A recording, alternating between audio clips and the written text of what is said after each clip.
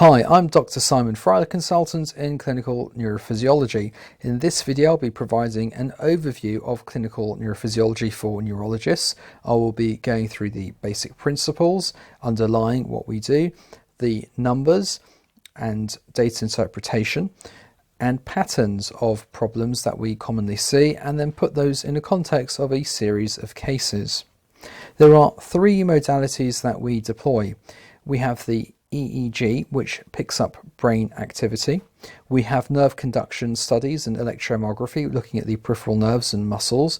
And it's important to highlight from the very get-go that we're looking at the large sensory fibres, which can be picked up to the dorsal root ganglion, and the motor fibre pathways, which can be picked up to the anterior horn cell. By combining these two techniques, we have the evoked potentials, and they follow the signal across the entire pathway, and more about this later on. Let's focus in now on the peripheral nervous system. So of course we have different types of nerve fibres. We can classify them in different ways, either by their sizes, their degrees of myelination, but nerve conduction studies look at the large fibres only. They do not look at small fibre dysfunction per se. Now, it's quite often that large fibre dysfunctions will also include small fibre dysfunctions as well. And for that reason, you can often find laboratories which, if you send someone in to be tested for a small fibre neuropathy, they'll do the large fibre tests, and they may not proceed onwards if they're positive to doing the small fibre tests, because essentially they'll be covered. Because if the large fibres are dysfunctioning, then it's a fortiori that the small fibres are dysfunctioning if they have symptoms too. However, there can be small fibre dysfunctions occurring in isolation or heralding the onset of a more diffuse fibre involvement, and the very typical examples of these are actually diabetes and those from patients who are alcoholic. So let's just briefly talk about the small fibres and just get them out of the way. We of course know there is a difference between positive symptoms and negative symptoms, and the small sensory fibres, when they become disease, they often shoot off aberrant signals leading to the positive symptoms of chronic pain, burning, allodynia, and of course those have their own separate tests to look at those in greater detail. Large fibre sensory neuropathies tend to cause the disease fibres to stop signalling, and that will lead to the negative symptoms of numbness or loss of proprioception. There are of course some notable exceptions to this, and there are some painful sensory large fibre neuropathies, for example vasculitis or ischemic situations, or where nerves are infiltrated, particularly in cancers. Let's have a look now at the basic structure of the peripheral nerve from our perspective. We of course have the axon, which transmits the signal, and the myelin sheath, which surrounds the axon. If we did not have myelin, then we would be forced to transmit the signal sequentially as the membrane depolarizes, and that does not work efficiently at all.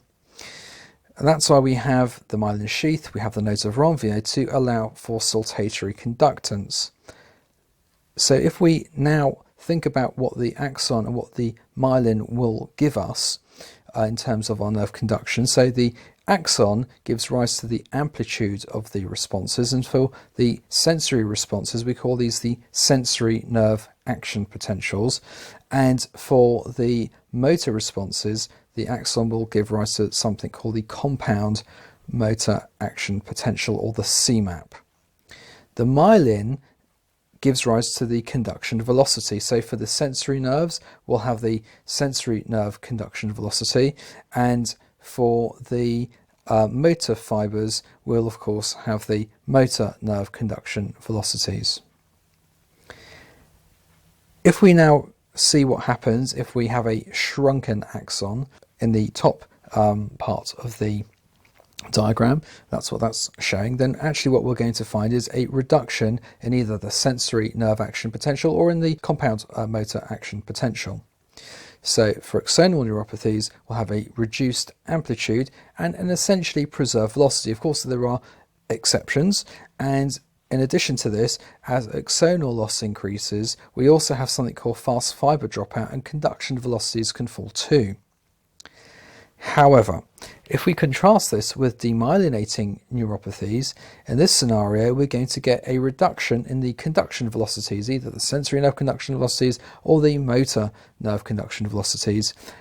Usually and initially we'll have a preservation of the amplitude. When amplitude falls later, it's either due to failure of saltatory conductance or of axonal loss. In this cartoon you can see a scheme of an impulse travelling through a standard nerve. If we have uniform loss of myelin, then we will have uniform slowing of conduction.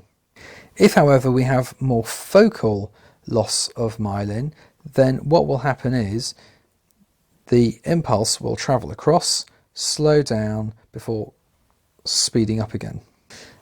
As this progresses, what happens is that the conduction velocities become even slower. As the axon becomes eventually denuded or possibly even crushed, then the signal stops altogether. The most common examples of these include carpal tunnel, where the median nerve is affected as it passes underneath the transverse carpal ligament, and in cubital tunnel, where the nerve is entrapped as it passes through the olecranon groove. So those are the focal demyelinations. What about diffuse demyelination? One of the most complex concepts really to appreciate, which is actually quite simple really when you think about it, is the vesicular structure of the peripheral nerves. We're not talking about a single nerve fibre with a giant big chunky myelin sheath across it. In fact, we've got multiple nerve fibres all in different fascicles, all made up of different amounts of myelin across each nerve fibre. And so if we were to, for example, knock out half of those nerve fibres, we will end up blocking off half the signal. And this is what we're meaning when we talk about conduction block. And this is an example of that. You can see we have a distal stimulation here on the top, where we have a nice normal amplitude, and we've stimulated at the elbow, and in this case we have some quite marked conduction block. So in terms of the hallmarks of demyelination, we've talked about slowing of conduction, which can either be focal or multifocal or generalized, and we've talked about conduction block. There's a third concept to think about, which is called temporal dispersion. If we take a population of people, some people are short, some people are tall, and most people are somewhat average. And so we think about the sizes of people, the heights of people in terms of standard distributions. Well, it's actually pretty similar in terms of the nerve fascicles as well. Some nerve fibres are more myelinated than others, so some are average, have average amounts, some have more, some have less. And if you were to take a look at the first signals that are arriving at the electrodes, those are coming from the fastest fibres, and so they are at the start of the takeoff of the responses that we pick up. Most of them are fairly average and some of them are slower. If we have a scenario where nerve fibres are demyelinating, then the spread of impulses as the nerves demyelinate can either become very irregular, and so one gets rather lumpy looking responses, and they can also become quite broad, and that's called temporal dispersion. And this is an example of temporal dispersion. So here we have the motor responses becoming very broad. Let's now think about lesion localization. How do we work out where the problem is? So of course we have to test multiple nerves, and of course we have to test multiple locations. And possibly the most important concept to consider is the differentiation between pre and post ganglionic processes. So let's think about pre and post ganglionic lesions. We've already mentioned a couple of times that we look at the motor pathways to the anterior horn cell, and we look at the sensory fibres to the dorsal root ganglion. Now, of course, the dorsal root ganglion lives outside of the intervertebral canal and is quite separate from either where the nerve roots are coming out from or from the anterior horn cell itself. When we're looking at a sensory response, we stimulate the nerve and we pick up the response across it, and we can work our way up or down a nerve to its primary cell body, which is the dorsal root ganglion. If we stimulate a nerve in the direction that it normally sends its impulses across, that's called an orthodromic study. If we do it against the way that it normally sends its signal, it's called an antidromic study. So in this example here, we're stimulating peripherally, we're recording more proximally in a sensory nerve, and so this would be an orthodromic study. If we then have a look at our oscilloscope, we have a lag time between the point of stimulation and the point where we get the sensory nerve action potential. So the height of the response is the sensory nerve action potential, and the sensory nerve conduction velocity will be determined by the distance between the stimulating point and the recording point and the time taken. And that's why we have to get out our tape measure, because of course our machine will be able to tell us the time it takes from the point of stimulation to the point where the fastest fibers are picked up, or depending on how you want to do it, you can either do it for the fastest fibers at the takeoff point, or you could do it at the peak, which will tell you more about the average distribution of conductance. And that gives us the sensory nerve conduction velocity. So we've got the snap, which is determined by the amplitude of the response, and then we have the sensory nerve conduction velocity, which is determined by the distance and the degree of myelination. Let's differentiate between pre and post ganglionic lesions. In neurophysiology, we're testing the circuit of the nerve to its primary cell body. So for the post-ganglionic processes, we're testing the peripheral nerves to the dorsal root ganglion.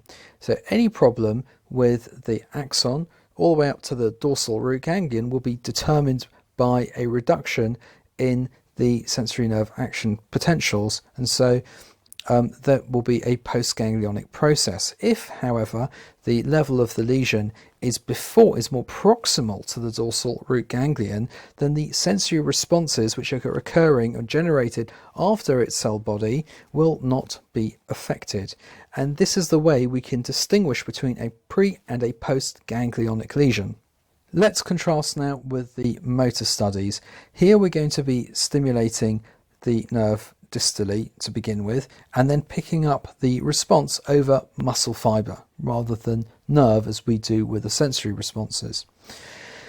Because of this, we are stimulating both the nerve, the neuromuscular junction, which is taking some time to transmit the signal, and also for the muscle membranes to depolarize as they start to contract.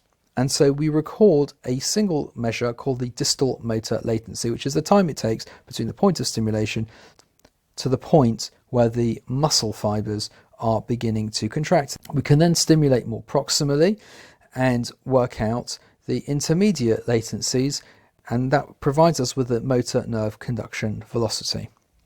And we can carry on doing this at a number of different points. However, fundamentally, the primary cell body of the motor fibers lives, of course, in the anterior horn cell within the spinal cord itself. And so any problems with any part of this pathway can be apparent all the way up to the anterior horn cell. Speaking of the anterior horn cell, we have something called the F wave, which was initially described in the feet, and which is why it's called the F wave. When we stimulate a motor fibre, we are of course picking up the response in the actual muscle tissue distal to it. However, part of that signal will also travel upwards, not just downstream but upstream as well, to the anterior horn cell. In normal human life, we generate signals from our brain down to our muscles, and we have voltage and time gating to ensure that the impulse of signal is only unidirectional. Here in this artificial situation of electrically stimulating a nerve, the depolarization works in both directions, and so we can actually utilize this because as the signal goes up to the anterior horn cell, it will stimulate some of those anterior horn cells to depolarize and therefore to send a further impulse back down all the way to the muscle, and so one gets a late response called an F wave, which is usually approximately about 1/10 of the compound motor action potential. Let's now briefly consider evoked potentials. If we were to stimulate a mixed nerve peripherally, we could actually track the signal as it goes up the spinal column to the brain itself to determine what the central somatosensory pathway function is like. We can also do something similar with the central motor pathways and work out the central motor conduction times by stimulating the brain and also either stimulating more peripherally near to the nerve roots, or by subtracting F-wave data from that to calculate what the central motor conduction times would be. Let's now talk about what we see on EMG or electromyography. So first of all, we use a piece of equipment, a special needle called a concentric needle, and what this means is it is a needle inside a needle, and so it can detect a potential difference between the inner wire, its core, to its outer sheath. And what we do is we record the muscle motor unit action potentials, which are known as MUPs in the industry. And what we do is when we've inserted the needle, we can see how the muscle is being controlled, and that's called recruitment. And there is a very orderly way that muscle fibers are normally recruited into action, and it's called the size principle or the Henneman principle, whereby in order to generate force, our brain signals the motor units to start contracting, and it starts using motor units which are appropriate to the task involved, usually smaller motor units. Then as more force needs to be generated, those motor units start firing faster, and then once they've reached a certain point, then the brain starts telling further motor units to be recruited into the process, and so one gets more motor units coming in, and then they start speeding up as more force is generated, and then further motor units are recruited too. So that's called recruitment. And we can see how much muscle fibre is present, and that's what's known as the interference pattern. So as the muscle fibres are generating current, we see those as triangular looking events on the oscilloscope, and the more muscle fibre that's present, the more activity is seen, called an interference pattern, on the oscilloscope.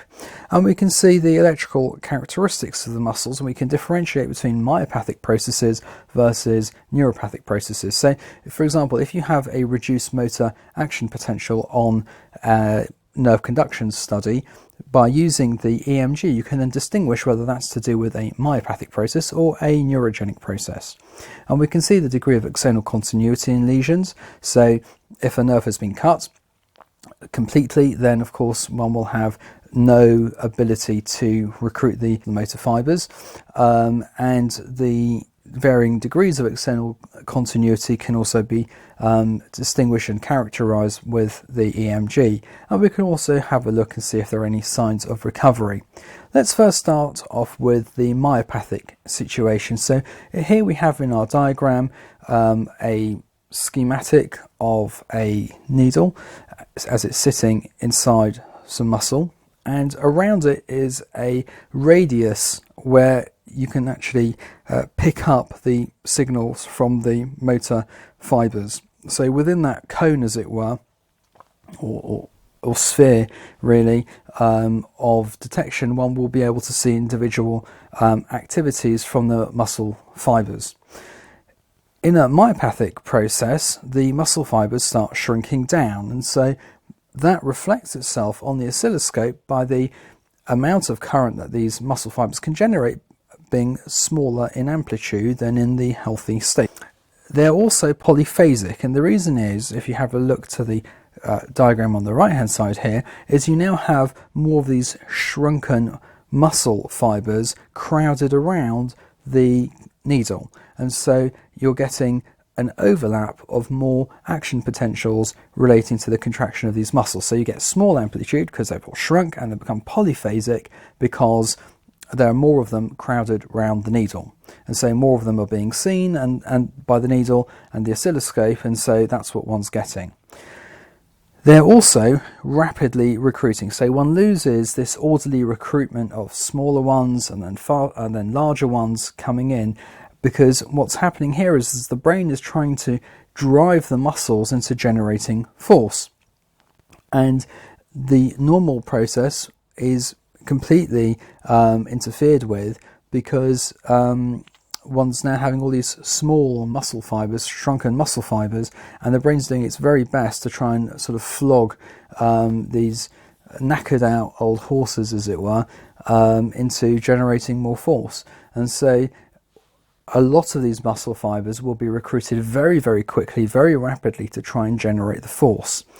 The interference pattern therefore becomes very full very, very quickly, even with submaximal effort, as one loses this orderly recruitment. So in summary, you have small amplitude, polyphasic, rapidly recruiting motor fibers with a full interference pattern with submaximal effort.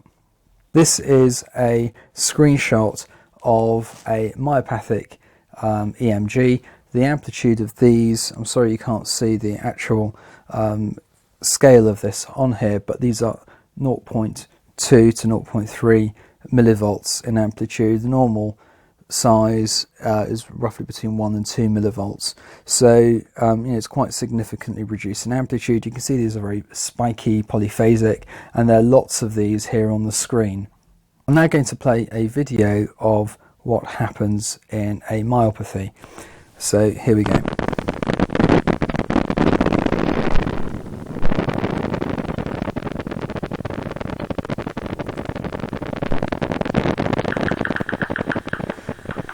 As you can see, one's having a very rapid recruitment of the interference pattern here, with these very polyphasic and relatively low amplitude motor units. Let's have a think now about what happens in the neurogenic situation, and it's a bit more complicated here, and so I'm going to really be talking about what's present in the chronic phase after terminal axon sprouting.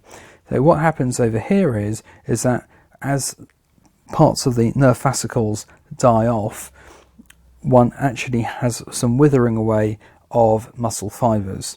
The remaining muscle fibers can then become re-innervated by some of the surviving nerve fibers around. And so what happens over here is that there are more muscle fibers under the control of the same motor unit after axonal sprouting has occurred. And so because you are having more muscle fibers contributing to the motor unit potentials, you actually have a larger amplitude motor unit. They also become wide and polyphasic because these are spread further away as they've all been sucked into the same motor unit. The recruitment also becomes abnormal, and one's actually having these larger amplitude units coming in pretty quickly, as opposed to the normal orderly way that they are normally activated. And the interference pattern is also going to be reduced because actually you've lost muscle fibers too. So here we go. This is a screenshot of what a neurogenic unit looks like over here, and these are large amplitude, and as you can see, these are quite wide in terms of their duration, and also polyphasic too. And I'm now going to play you a clip of what this actually sounds like in real life.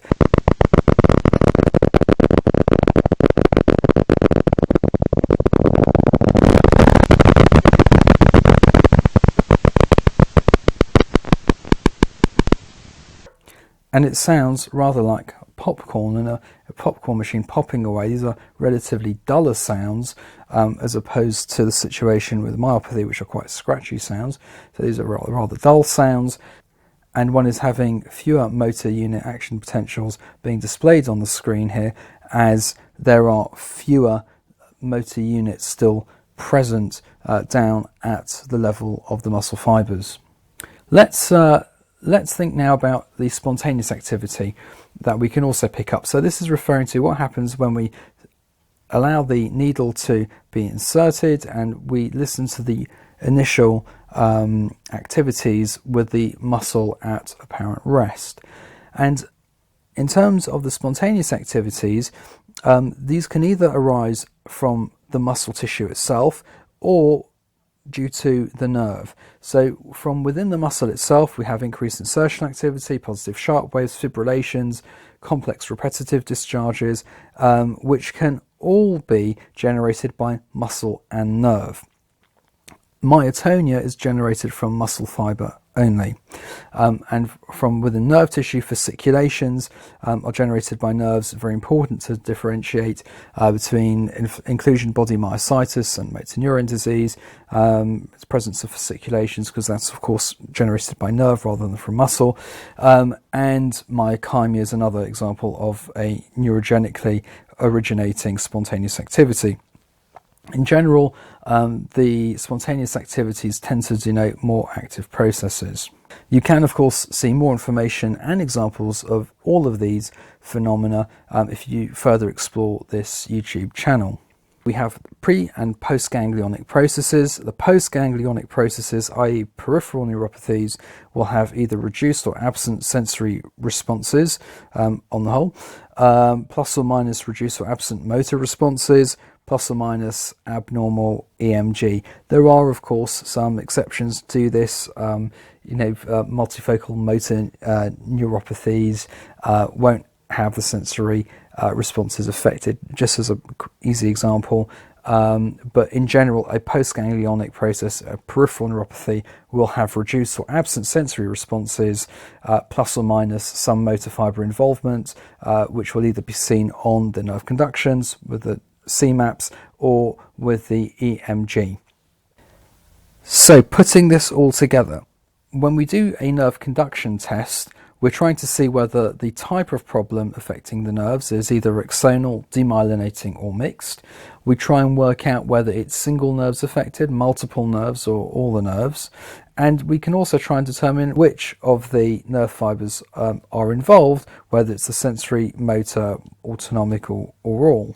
We look at the overall pattern. Are we talking about common compression site or entrapment neuropathies? Are we talking about a distal length dependent process, something more generalized, something multifocal, or something more proximal? And we have to integrate these neurophysiological patterns together with clinical clues and etiological integration to work out whether it's a congenital issue or something acquired, and we can subdivide that in trauma, inflammatory, infectious, neoplastic, metabolic, vascular, degenerative, etc., as we normally would within medicine. Now let's talk about numbers. Now I've got some dedicated videos going into much more depth with regard to understanding these numbers and various caveats relating to them. I always think it's really worthwhile for people to have some idea about how the numbers work, rather than to have an absolute list of data variables. It's also important to remember there's so many technical considerations that it's very difficult for someone just to sit down and interpret a report without having seen the patient as well. For a simple example is someone who is rather obese or someone who's got edema. The sensory nerve potentials that we might be able to record may be smaller than a thinner person, for example, purely because of the distances and the attenuating effect on the electrical impulses as they're either being stimulating the nerves or on the other side of picking them up. And so there are so many technical considerations involved that really you have to be able to trust and to accept your local neurophysiologist's impression at the time of doing the test. It's very difficult to know the full circumstances. It's difficult to reinterpret studies without having actually been there. Yes, the numbers are complex, but I think there are some easy numbers to be able to remember. It's important to consider that conduction velocities increase as we go more proximal. So nerves become warmer and they become larger the more proximal we go, and so the conduction velocities will increase more proximally. We also have the 50% rule as well, which is very important. So if there's a 50% asymmetry between side to side, well, that's an easy way of working out whether something's abnormal. And then we come to what I call the rule of 5. If we consider that the different variables that we're going to measure, the amplitudes and the velocities, will vary with age, and we take someone at the age of 40. So if we measure the sensory responses for the ulnar, median and superficial radial responses, and for those of you in America, you're more likely to be doing antidromic studies throughout, and they tend to double the response size in terms of the amplitudes for the ulnar and the median nerves. But for here in the UK and countries which have a similar practice of primarily using orthodromic studies for the ulnar and median digits, we can consider that the minimum amplitude for someone at the age of 40 for the digit 5 will be 5 microvolts, for digit 2, which is median nerve, 10 microvolts, and for the superficial radial, which is done universally, I think, in the antidromic way, is 15 microvolts. So 5, 10 and 15. And the kind of average conduction velocities you would be expecting, this isn't a minimum but an average, would be about 15 meters per second. We can basically double that if you're half of that age. So if you're 20, you'd expect there to be at least 10 microvolt response from the digit 5, 20 microvolts from digit 2, 30 from the superficial radial. Or if you increase the age to about the age of 80, you can actually halve those responses too. So if digit 5 would be 2.5 microvolts, digit 2 would be 5 microvolts, and for the superficial radial, perhaps 7.5 microvolts. So those are kind of minimums. The conduction velocities will also change as well throughout life a little bit, not so much as the amplitudes, but a little bit too. And so the velocities tend to be a little bit faster as one is younger, and a little bit slower as one gets older.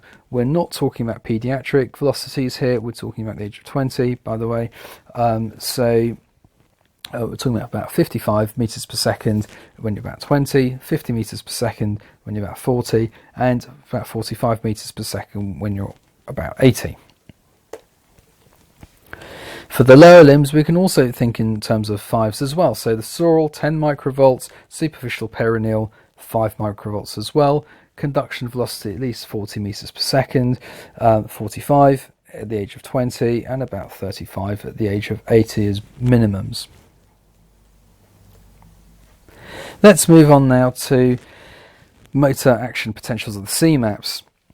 So here it gets a little bit more tricky because it depends on how a person is built. So again, true normative data is very, very difficult to fully be able to predict.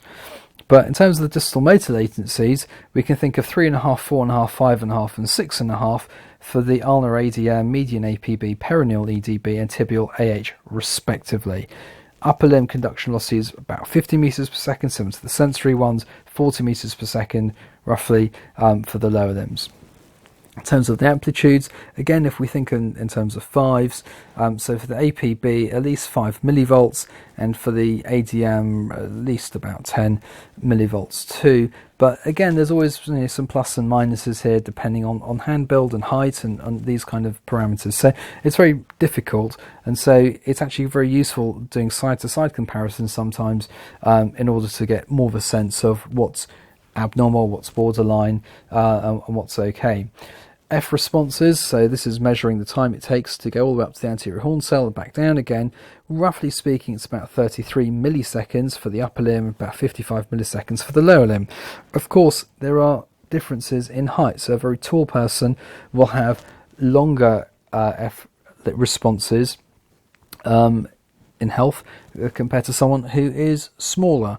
So there is always some variability with these kind of things, and one has to bear that in mind too.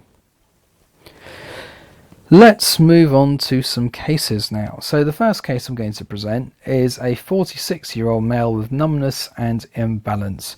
And what we're going to do now is we are going to systematically look at the nerve conduction data. So we'll start off with sensory responses, and let's have a look at the amplitudes and work our way through these. So for the right median, the amplitude is 4.3 microvolts and a conductional velocity of 52 meters per second. So in terms of the amplitude, well, that's about half of the minimum number, which is 10 microvolts. That's 4.3, so 10. So it's definitely small. And the conduction velocity is okay. It's 52 meters per second. We're expecting it to be 50 meters per second. So that's fine in terms of conduction velocity, but the amplitude is reduced. So we're thinking about an axonal process. For the ulnar sensory response on that side, it's 0.6 microvolts, and here we were expecting it to be 5 microvolts, so that's definitely small. The conduction velocity is 48 meters per second. That's okay. So far we've got a reduced amplitude for the median and the ulnar snaps. We have pretty symmetrical process going on the left hand too. So it's a symmetrical reduction in the sensory nerve action potentials, and as we move down into the feet, there is an absence of sensory responses. So we're already considering a length-dependent sensory axonal neuropathy here. Let's move on now to the motor conduction velocities, and let's work our way through this. So if we look at the distal motor latencies in the upper limb, so for the APB, it should be less than 4.5 milliseconds. Is it less than 4.5 milliseconds? Yes, it is. It's 3.2 milliseconds, and that's symmetrical right and left. Let's look at the conduction velocity in the forearm. 54 meters per second. Well, that's more than 50 meters per second, so that's great. That's healthy too. The motor action potential, 7.4 millivolts, and that's symmetrical. Well, that's more than the 5 millivolts that I would be suggesting, so that's okay. And at the elbow, it's 5.1 millivolts, so there's no conduction block there, so that's okay too. So far, the distal latencies are fine, the conduction velocities are fine, the motor amplitudes are fine as well, and the F latencies are less than 33, so those are all okay for the APB. So we've got normal APB motor studies. Let's have a look now at the ADM. So 2.3 milliseconds, 2.1 milliseconds on the left for the DMLs, those are normal. Conduction velocities, 49 meters per second in the forearm. As we move up around the elbow, it's 56 meters per second, so it's sped up, so that's a normal response. That's perfectly normal. There's no cubital tunnel lesion there. Let's have a look at the motor amplitudes. So it's 8.6 millivolts, 8.4 on the other side. It's roughly about the 10 millivolt size, so that's okay. The amplitudes below the elbow, above the elbow are okay. F latencies are okay as well. So normal motor studies for the ulnar ADM. Let's have a look now for the perineal nerve on the EDB. So distal motor latencies, well, that's normal. It's less than 5.5, so it's about 4.6, 4.9. That's okay. Conduction velocities, 43 speeding up to 49 on the right, 46 speeding up to 53 on the left. Those are okay as well. No problem there with the conduction velocities. Motor amplitudes, so this should be at least 2.5 millivolts. So, and here we've got 0.5 millivolts. So that's definitely reduced, and similarly on the other side. So the EDB motor amplitudes are reduced, and the F latencies are okay. So far we've got a reduction in the motor amplitudes of the EDB. Similarly for the AH, it's reduced, it's 1.5 millivolts, should be around about the 10 millivolt mark, and so those are reduced too. So from the motor studies, we have got normal upper limb motor conductions and amplitudes. In the lower limbs, we've got normal conductions, but we've got reduced amplitude motor responses. So in conclusion, we have a length-dependent process here. It's symmetrical, it's sensory more than motor because it's affecting the sensory responses up in the upper limb as well, whereas for the motors it's not affected the upper limb at all, it's just in the lower limb. As we've mentioned already, it's an axonal process because we have a reduction in the amplitudes, and it's a peripheral neuropathy. So it's a length-dependent, symmetrical, sensory greater than motor, axonal peripheral neuropathy, and this is by far and away the most common scenario you will see as a peripheral neuropathy. Let's have a look at another pattern we can see with peripheral neuropathies as well. So in this case, we have a 49-year-old female complaining of numbness. Let's systematically look through all the sensory responses. So for the finger 2, it's 5.3 microvolts and a conduction velocity of 50. and that is a small amplitude. So it's about half of what we were predicting. For the ulnar sensory response, it's 3.6. Again, that's roughly about half of what we would have expected, and it's symmetrical because it's the same on the other side. Conduction velocities are normal, so we've got reduced amplitude sensory responses in the upper limb, and in fact even the radial responses too are a little bit reduced as well. In terms of the sural, superficial, perineal sensory responses, these are also reduced in the lower limbs in terms of their amplitude, but the conduction velocities are preserved. So far with this pattern, roughly everything that we've measured so far is approximately about half the amplitude of what we would have expected.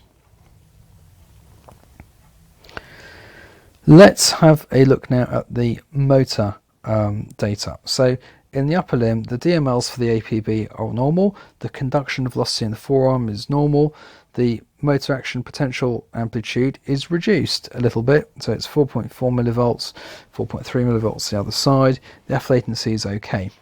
For the ADM responses too, the distal latencies are fine, conduction velocities are fine as well, but the motor amplitudes are a little bit reduced as well. F latencies are normal. EDB studies, again, normal latencies, normal conduction velocities, motor amplitudes a little bit smaller than we would have liked, and F latencies are also okay. For the AH studies, normal latencies, motor amplitudes are a bit reduced, F latencies are okay. So in this scenario, we have a more generalized neuropathy. It's symmetrical. It's affecting the sensory responses more than the motor ones. It's still axonal and it's a peripheral neuropathy. So we've got a generalized symmetrical sensory more than motor axonal peripheral neuropathy. So that's a similar variation of the first study. And so that's a similar variation of the first study, but a bit more generalized. Let's have a look at a lovely kind of example that we see from time to time. And here's a 50-year-old male with numbness and imbalance. And very simply put, all these sensory responses are absent. We can have a look through the motor responses here, and you'll see that all the conductions, all the latencies, all the F latencies are normal, and the motor amplitudes are normal too for the upper and for the lower limbs. And this is actually quite a simple kind of presentation for us. We've got a severe generalized sensory axonal neuropathy or neuronopathy. Sometimes we call those ganglionopathies. And already at this point it's quite late. We as neurophysiologists can from time to time miss these in the earlier stages when they're going through gradual degradation of the sensory responses. It's also important for us as neurophysiologists to carry on with a blink reflex to try and help differentiate whether there is something like Sjogren's syndrome, which manifests itself with dry eyes, dry mouth, etc., or paraneoplastic issues, and the blink reflex can be quite helpful in terms of differentiating between those kind of problems in terms of the electrical side of things. But as a neurologist, it's actually very useful if you have a patient with a neuropathy just to ask them if they've got dry eyes, dry mouth, particularly if they've got severe imbalance and pseudoathetosis. Let's move on now to another case. So this is a case of someone with pain in multiple limbs, and we're going to have to pay very, very close attention in this case. So let's have a look at right finger 2. So that's 13 microvolts. That's okay, normal velocity. In fact, just for the purposes of presentation, we're going to ignore the conduction velocities because they're all normal. So let's just focus in now on the amplitude. So right finger 2 is 13. Let's have a look at left finger 2. That's 5.5. So there's an asymmetry right there off the bat. So we've got an impaired finger 2 response on the left hand side. Let's have a look at finger 5. On the right side it's 3.6, so that's reduced, but it's normal on the left side, so it's 7.4. So we're already dealing with an asymmetrical axonal process. Let's have a look at the radial responses. Again, asymmetrical, 33 on one side, 9.8 on the other. Let's have a look now at the feet. So we've got For the sural on the right side it's 12, on the left it's 4.1, so there's a reduction on the left. On the right superficial perineal side it's 2.1 microvolts versus 7.8 on the left, so again we've got a reduction. So this is a very patchy process, it's very asymmetrical. Let's move on to the motor conductions. So here we're going to see we've got normal distal motor latencies for both right and for left. On the left hand side we've got some reduction in the conduction velocity, but in the context of a reduction in the CMAP and the motor amplitude, so it's 4.3 versus 9.4. So it's not necessarily demyelinating, this could just be fast fibre dropout, very important to appreciate that point. And the F latency is mildly increased too. So the primary finding for the APB on the left side is we've got a reduction in the compound motor action potential, so it's 4.3 versus the 9.4. Let's have a look now at the ulnar nerve. So here we've got normal latencies bilaterally.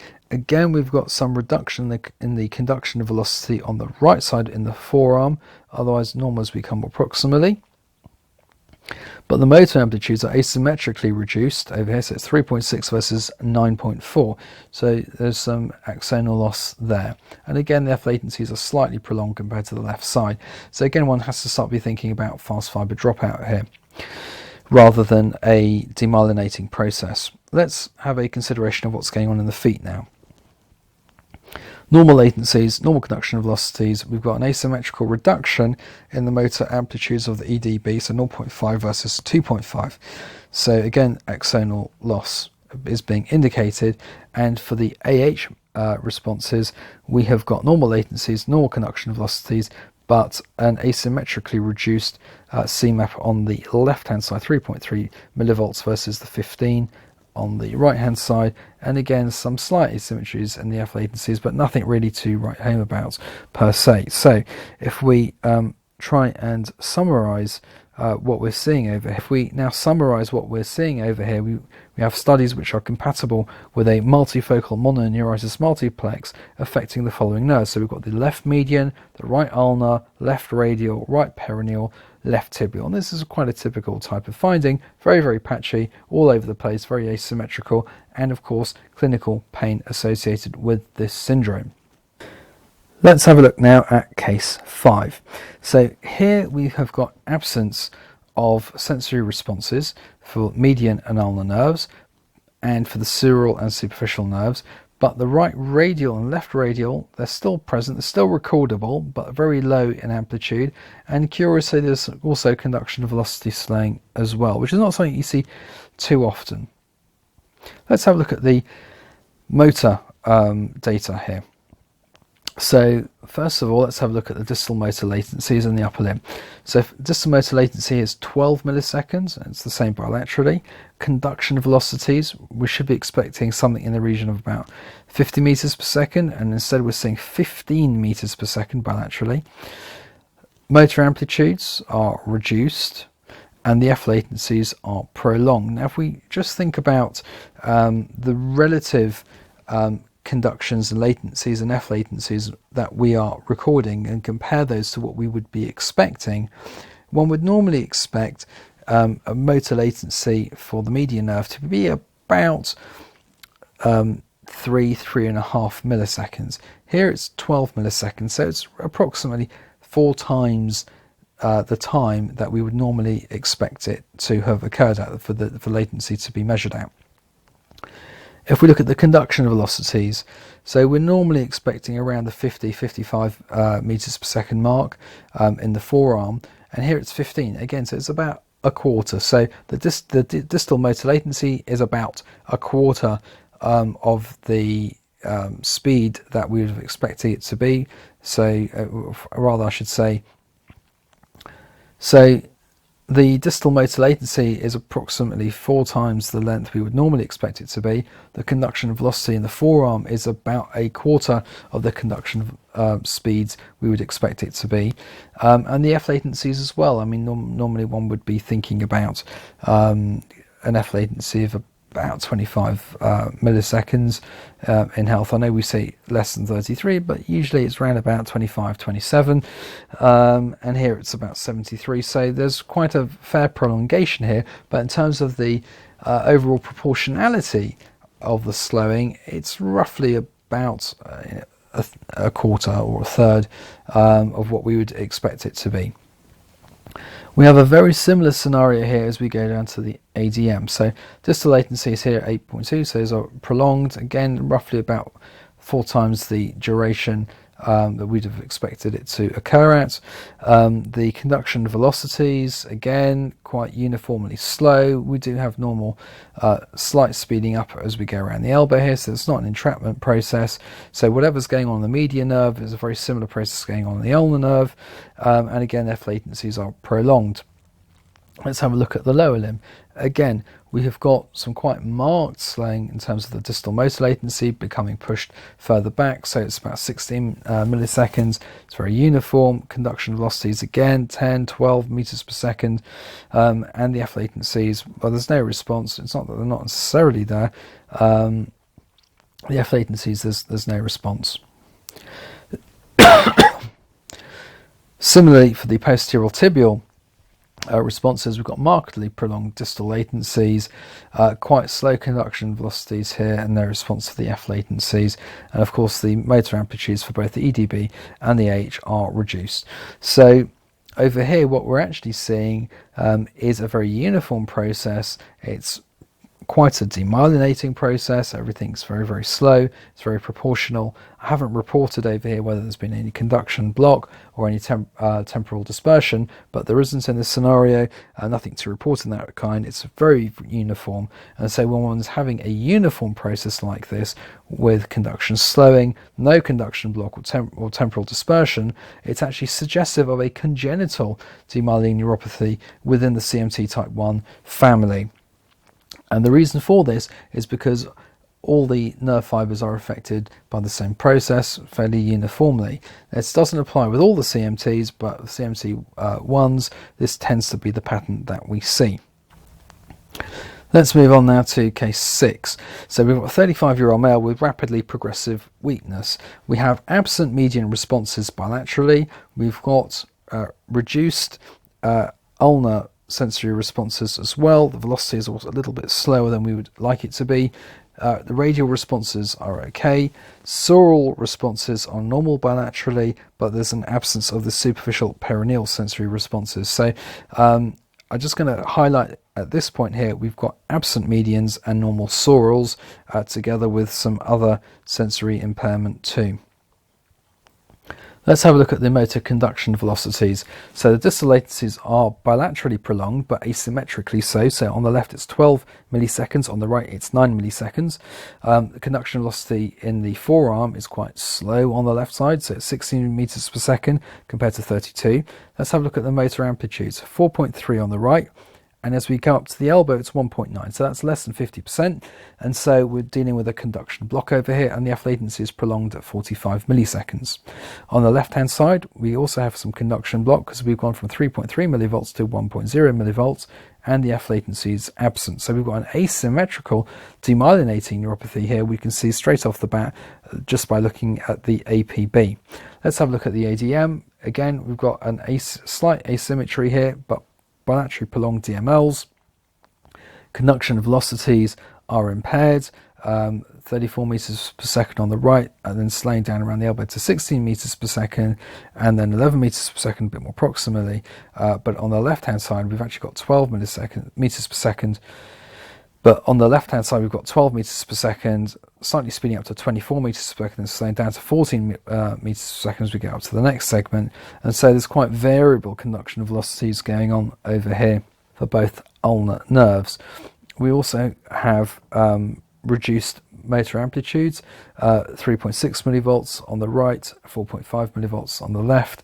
Again, we've got conduction blocks, and I've even noted here some dispersion on the right hand side. Let's have a look now on the EDB studies. So again, both DMLs are bilaterally prolonged, but more so on the left hand side. Conduction velocities are quite significantly impaired, again quite patchy. Motor amplitudes are again reduced, no F responses. And for the AH responses, we've got some marked asymmetry here in prolongation of the distal latencies, and also in the conduction velocities also slowed down too. So we've got a very asymmetrical process with conduction slowing, conduction block, temporal dispersion. We've got either prolonged or absent F waves, and so this kind of picture is suggestive of an acquired demyelinating neuropathy, and one starts thinking about the Guillain-Barre patterns, and the absent median normal sural is quite a classic hallmark of this condition. Let's move on now to case 7. So we've got a 35-year-old male with very slowly progressive weakness. So again, we've got absent sensory responses median and ulnar, sural superficial perineal. Radial sensory responses are kind of okay for the amplitudes. Conduction velocities are a little bit slowed. Here, if we pay attention, we've got quite symmetrical slowing of the distal motor latencies. Conduction velocities are also quite slow, but uniformly. Motor amplitudes are a little bit reduced. F latencies are symmetrically prolonged. And here in this scenario, everything's about 4 times as long as you would have expected it to occur in terms of the conductions. Similarly, with the ulnar responses, 8.2 milliseconds. Normally you expect a distal latency of around 2.1, 2.3 milliseconds for the ulnars, and here it's about 8 milliseconds, so it's about 4 times the length. Conduction velocities are again about a quarter. It's all very uniform. Motor amplitudes are reduced bilaterally, but the predominant feature here is the conduction slowing, and it's very uniform. Let's have a look at the lower limb, and again we can see bilateral prolongation of distal latencies. Conduction velocities are slow but fairly symmetrical. Motor amplitudes are reduced. We can also have a look at the tibialis anterior muscle here as well. Quite a useful thing to do, particularly when the motor amplitudes are reduced for the EDB, and you can see over here again fairly uniform conduction velocities of about 15-16 meters per second. Have a look at the AH motor responses, again quite marked prolongation of distal latencies, and slow conduction velocities, and reduction in the amplitude. So this is symmetrical conduction slowing. There's no conduction block or temporal dispersion that I reported. We either have prolonged or absent F waves, and I've given you pretty much the same example as in case 5, just to reiterate, just to have another go at doing this data interpretation. Final case I am going to present. So here we have a 32-year-old lady with rapidly progressive weakness. If you look through the data table here for the sensory responses, they are all normal responses, all very normal, very symmetrical, both in terms of amplitude and conduction velocities. If we have a look through the motor conduction velocities, and just take your time to have a look through all of these, there's normal latencies, normal conduction velocities, normal motor amplitudes, normal F latencies for the APB, ADM, EDB and AH muscles. So we've got someone with progressive weakness, and we've got normal studies so far. So what do? Well, we need to think outside of the box. Could this be a neuromuscular junction transmission disorder? And in fact, this is what was the case over here.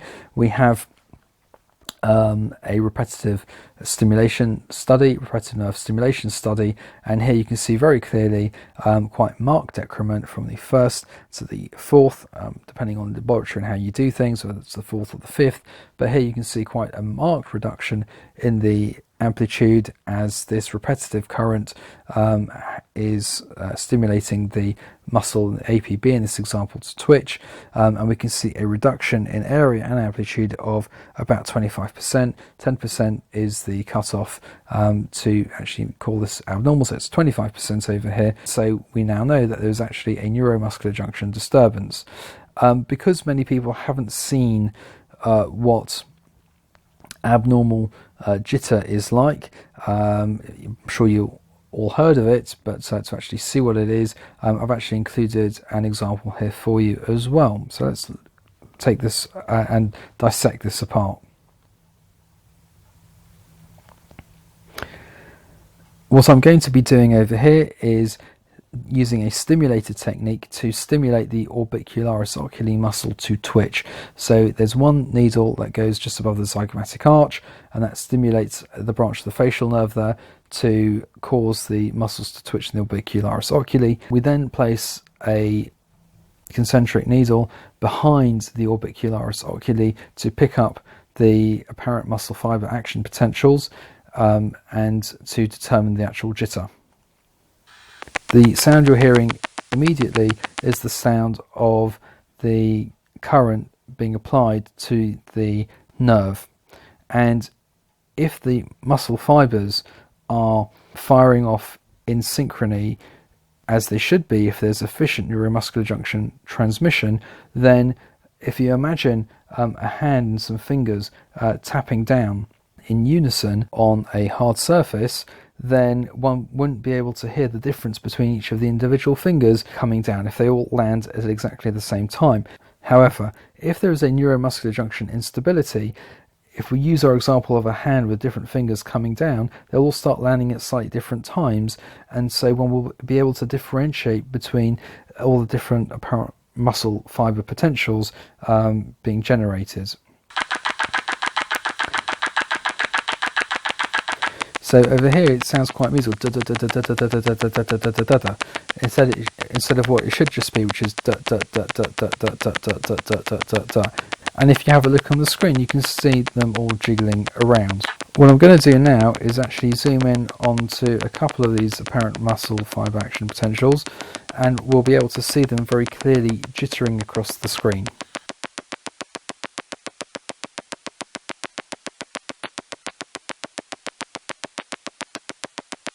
The final aspect of this that I want to show you is the EMG of myasthenia.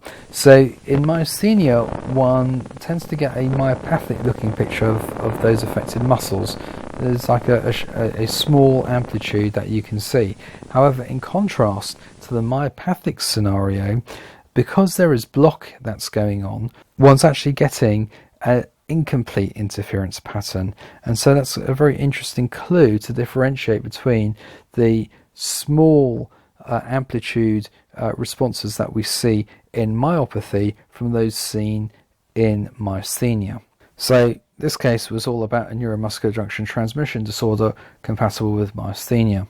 There are of course lots of other examples and lots of other patterns, but these are really the key patterns that you really need to be aware of as a neurologist. So some concluding comments now. In order to make a good referral, please do remember that nerve conduction studies do the large fibres. Try and keep the information relatively succinct and give a very clear hypothesis as to what you're looking for. It's very difficult for us to try and rehash a whole clinic consultation to try and work out if it's nerve, muscle or neuromuscular junction, and there are times when that's a very genuine kind of question, but it's very important that there is a good pre-test diagnosis already or hypothesis generated before we start doing the test, because really we beat to a Bayesian drum, so we don't exclude problems, we try and prove that they exist. If there's any questions that you ever have, if you're in any doubt, it's always important to ask your neurophysiologist in advance, and of course if you don't believe the conclusion, ask as well. We don't always get it right. Of course you've got the rest of the YouTube channel to have a look at in more detail, far more information available via this website. As always, thank you very much for making your way through this presentation. I hope you found it useful. If you have, please do support this channel. Like, share and subscribe. It's really important for the continued success of this, and looking forward to seeing you at some point in the near future with the next video.